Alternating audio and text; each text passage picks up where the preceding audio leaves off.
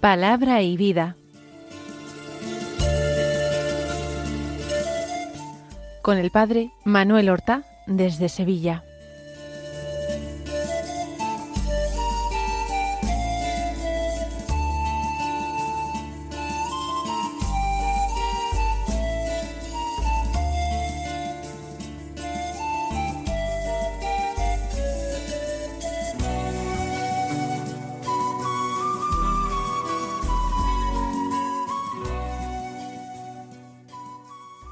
En el nombre del Padre, y del Hijo, y del Espíritu Santo. Amén. Alabados sean Jesús y María. Muy buenos días, queridos amigos, hermanos, oyentes de Radio María y seguidores de este programa Palabra y Vida que realizamos hoy, que es jueves de la 33ª semana del tiempo ordinario. Este jueves es 20 de noviembre. Hoy, en el calendario litúrgico romano, que es el que seguimos nosotros, no encontramos la memoria ni la fiesta de ningún santo.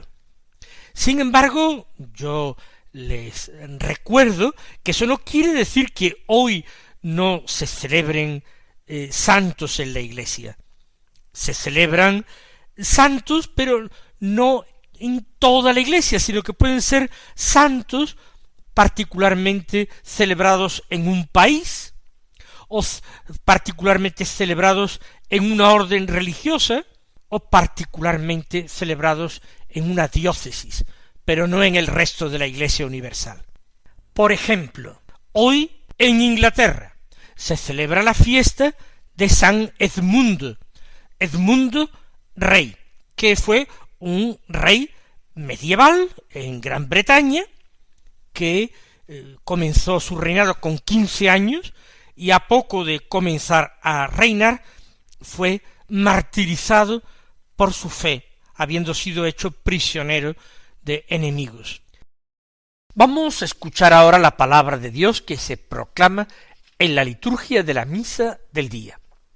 El Evangelio es de San Lucas, del capítulo 19, los versículos 41 al 44.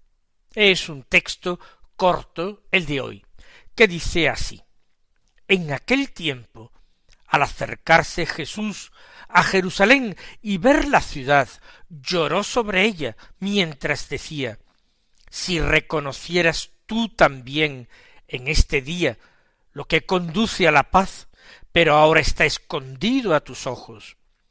Pues vendrán días sobre ti en que tus enemigos te rodearán de trincheras, te sitiarán, apretarán el cerco de todos lados, te arrasarán con tus hijos dentro, y no dejarán piedra sobre piedra, porque no reconociste el tiempo de tu visita.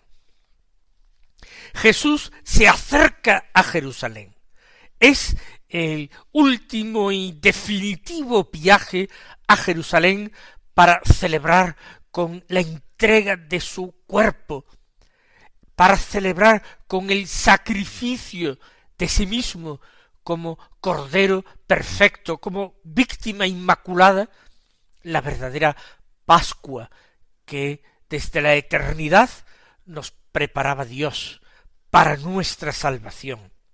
Y allí, cuando se acerca a Jerusalén, hemos de considerar que el Señor viene seguramente desde Betania, desde el Monte de los Olivos. Es posible que venga de allí, y entonces la vista que se ofrece a los ojos desde el Monte de los Olivos es una vista espléndida. Hoy día, cuando la contemplamos, está muy cambiada. Ya no existe el templo de Jerusalén, sino que en su explanada se encuentran edificios islámicos que le dan una silueta peculiar, hoy día la más conocida por los turistas.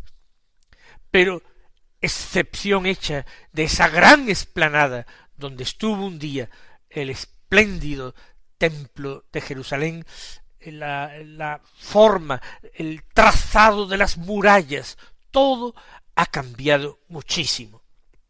Pero la vista sigue siendo espléndida hoy y lo era en aquel tiempo.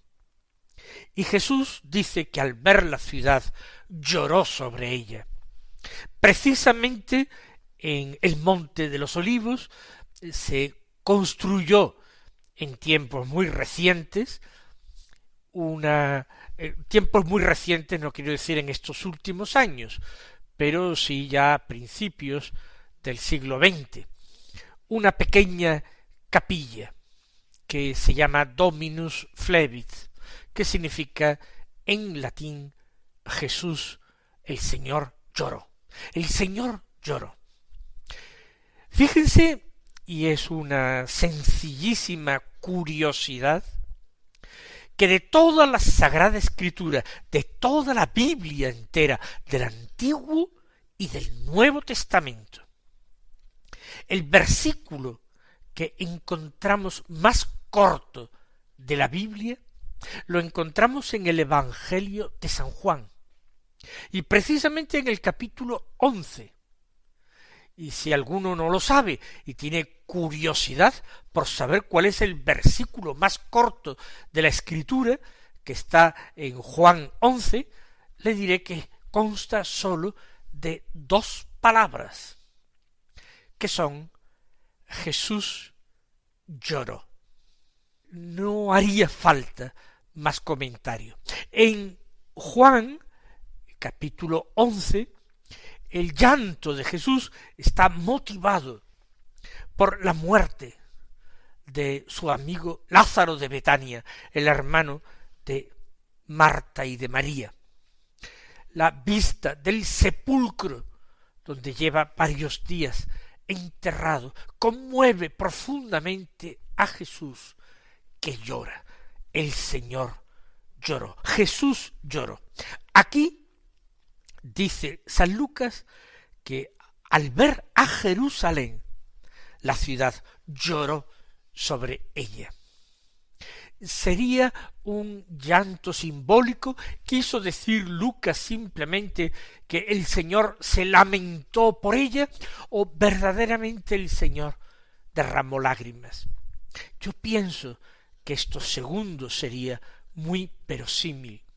Esa exquisita sensibilidad de nuestro Señor, ese corazón suyo, tierno y compasivo, sin tener comparación alguna con el corazón de ningún otro hombre que haya existido antes o después. Ese corazón verdaderamente humano, pero que era también el corazón de un Dios encarnado. El corazón de Jesús tuvo que quedar tremendamente conmovido. Porque si había llorado el Señor poco antes por su amigo Lázaro, que había muerto, él contemplaba en Jerusalén una ciudad muerta. La inmensa mayoría de los habitantes de Jerusalén no se habían convertido por su predicación. Jerusalén era la capital del rey, había sido la capital de David. Él, el rey David, la había conquistado a los jebuseos, arriesgando su vida, y la consagró como capital, y su hijo Salomón edificó en ella el templo del Señor, ese lugar santo en toda la tierra, donde habitaría la gloria del Señor, donde la presencia del Señor sería especialmente cercana, donde se podría hablar con el Señor y presentarle las súplicas con la certeza de ser escuchado desde allí, porque Dios se complacía en habitar en aquel templo, construido sí por manos humanas, pero según su designio, según su voluntad. Este lugar santo era la capital del Mesías, no sólo de David, que la había conquistado, sino del hijo de David, no ya Salomón, rey pacífico, sino ese otro rey pacífico que sería el Mesías. Era su capital y su capital lo rechazaba. Él buscaba la salvación de su pueblo y su pueblo se cerraba, obstinada, tenazmente se cerraba la salvación que él venía a traerle. ¿Cómo eso no haría llorar verdaderamente con lágrimas humanas a nuestro Señor? Pero detengámonos aquí. ¿Qué suscita hoy las lágrimas del Señor? ¿Acaso cuando Él contempla nuestro mundo, cuando Él contempla nuestro siglo XXI, y muy particularmente nuestra sociedad española, que ha vivido en algunos años un fenómeno de intensa apostasía, de ser una sociedad donde la religión católica tenía una implantación, una consideración grande, donde había muchos católicos que vivían su fe, rendían culto a Dios, practicaban los sacramentos, haber quedado barrido tan extraordinariamente de todas las capas sociales. No es un fenómeno sólo entre personas ignorantes, sino igualmente extendido y grave entre personas cultas.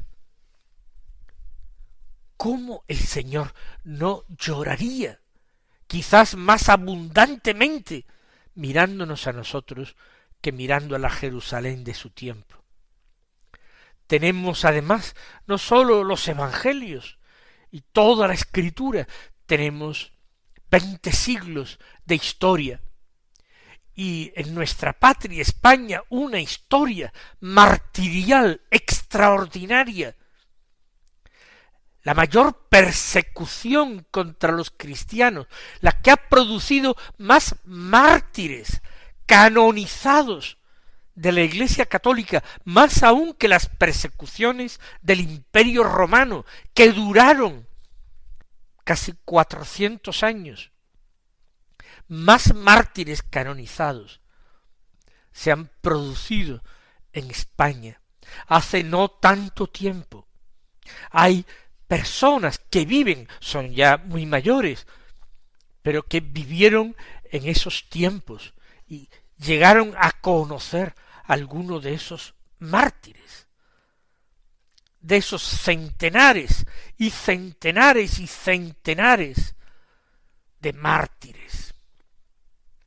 ¿Dónde ha ido esa fe? Nuestra Iglesia ha sido regada abundantísimamente, como ninguna otra, por sangre de mártires. Y sin embargo, se vuelve la cabeza a un lado. Se acepta vivir según unas normas que no están en absoluto inspiradas en el Evangelio, sino que además son claramente contrarias a él, son un ataque a los derechos de Dios, son un ataque al honor de Dios. Jesús lloró, Jesús llora, y un buen cristiano debe intentar por todos los medios consolar a nuestro Señor. Recuerden ustedes a aquellos pastorcitos de Fátima que vieron a la Virgen. Ella también derramó lágrimas amarguísimas. Ella también quiere que nosotros reparemos no solamente ese amor ofendido, muy ofendido de nuestro Señor, ofendido por la ingratitud más negra, también que reparemos las ofensas que se cometen contra su inmaculado corazón, contra el inmaculado corazón de María. Ella que vivió totalmente consagrada al Señor. Ella que fue presentada en el templo y consagrada a Él, ¿cómo no llorará igualmente al ver nuestro desvío, nuestro desamor, nuestra increencia? El corazón duro que tenemos. Los buenos cristianos, aunque no podamos hacer gran cosa para cambiar materialmente el orden de este mundo perverso, vamos a consolar los corazones de Jesús y de María. Vamos a intentar reparar por tanto pecado, por tanta ofensa, por tanta abominación. Y vamos a tratar, en la medida de nuestras posibilidades, de hacer apostolado, de anunciar a Jesucristo, no solamente con obras, con ejemplos, con buenos ejemplos, también anunciarlo valientemente, con palabras, aunque ello nos cueste persecución. Bienaventurados vosotros, nos dice Jesús en el Evangelio, si os persiguen y os maltratan por el Evangelio. Bienaventurados los perseguidos por causa de la justicia del Evangelio, porque de ellos es el reino de los cielos.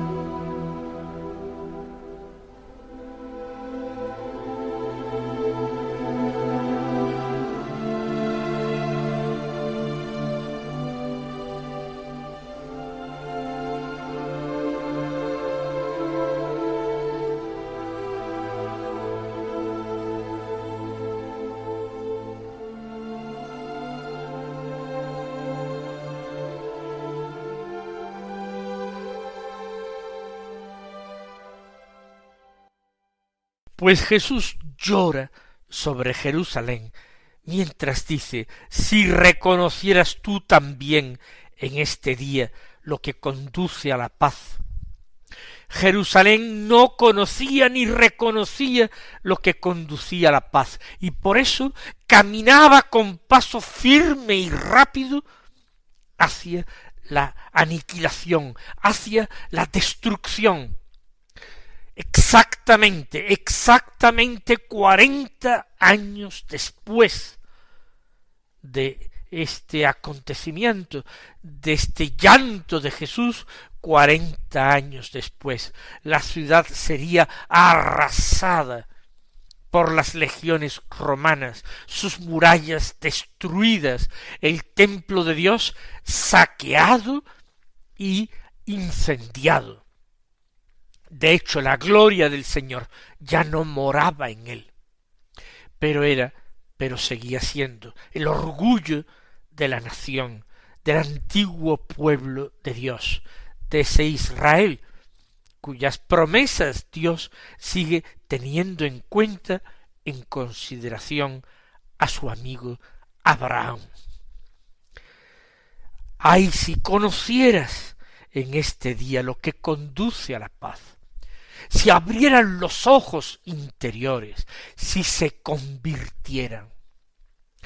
Porque no hay otra cosa que Dios pueda hacer, sino llamar a las puertas de nuestro corazón, llamar a las puertas de nuestra historia, con millares de llamadas, de signos, de emociones interiores, pidiendo de nosotros lo mismo que pidió a sus contemporáneos cuando empezó su predicación. Recorría toda Galilea y Judea, predicando en las sinagogas y en todas partes, diciendo, convertíos, porque está cerca el reino de Dios. ¿Cómo nos hace falta hoy insistir en esta misma predicación? Hay que convertirse, no hay otra respuesta. Y la conversión tiene que empezar siendo personal. Pero la conversión tiene que tener una trascendencia y una repercusión social. Tiene que notarse en nuestra sociedad y en nuestro mundo. Tiene que llevar a la abolición de leyes malvadas y a la aprobación de leyes justas, dictadas por la razón y por la conciencia humana, iluminada siempre por esa gracia de Dios que imprime su ley en el corazón de los hombres de buena voluntad.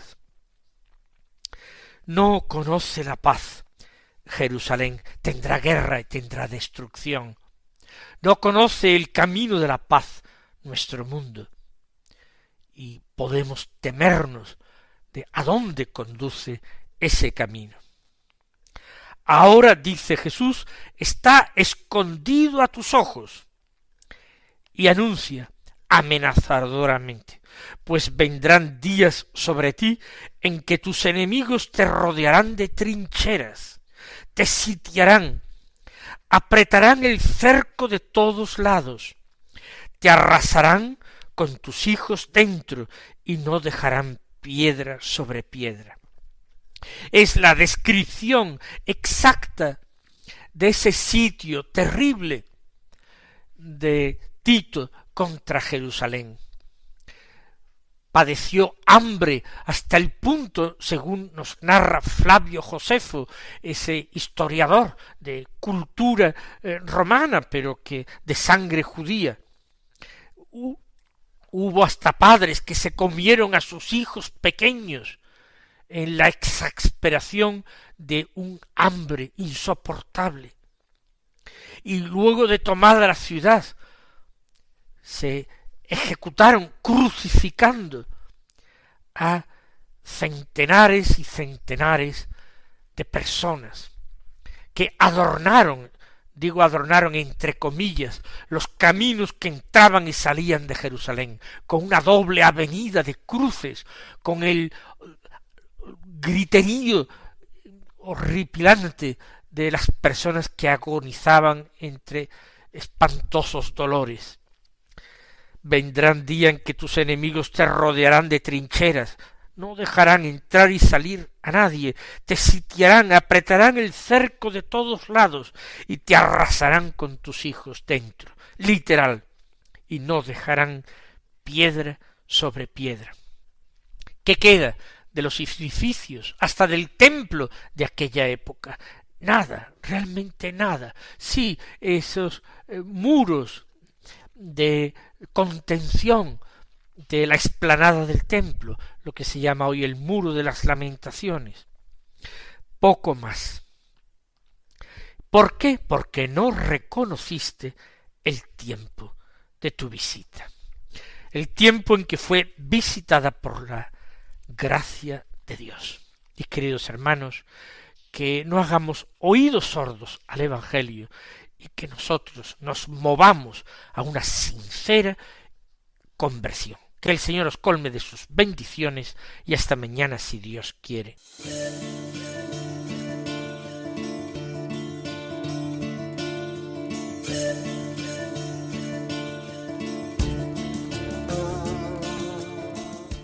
Han escuchado en Radio María Palabra y Vida,